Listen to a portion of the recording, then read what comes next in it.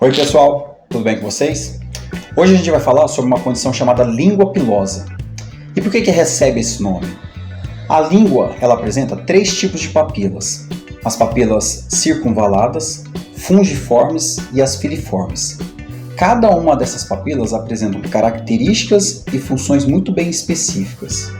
As papilas filiformes, especificamente falando, elas apresentam uma camada espessa de queratina e que essa espessura ela vai afinando à medida que vai aproximando da sua ponta.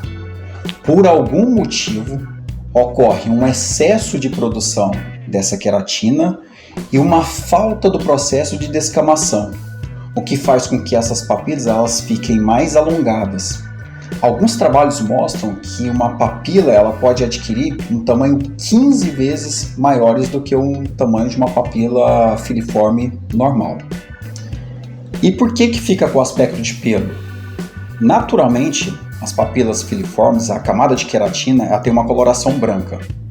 Dependendo dos hábitos que esse paciente tiver, como o hábito de fumar, tomar muito café, muito chá, o consumo de muitos alimentos com muito corante, algumas condições como o uso de alguns medicamentos, como antidepressivos, benzodiazepínicos, o uso também de antibióticos, o excesso do consumo de utilização de antisséptico bucal, condições como xerostomia e também a falta de higienização da língua podem deixar as papilas escurecidas.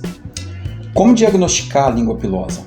Geralmente o diagnóstico é feito com uma consulta ao dentista, realizando uma boa anamnese, realizando uma boa história médica desse paciente, tentando identificar quais possíveis fatores predisponentes que esse paciente apresenta.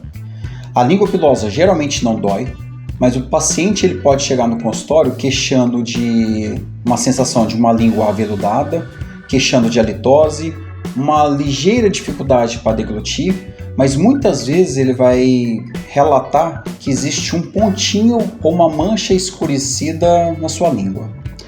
A língua pilosa é uma condição benigna, mas a gente tem que pensar que existe a possibilidade de um diagnóstico diferencial de leucoplasia pilosa, uma condição que existe um risco de malignização, que muitas vezes vai estar associada a pacientes imunossuprimidos e são lesões muitas vezes localizadas na lateral da língua.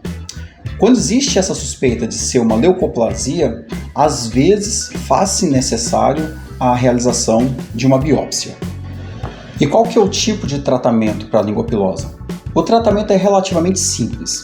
Primeiro ponto é tentar identificar quais seriam esses fatores predisponentes que o paciente eventualmente apresenta.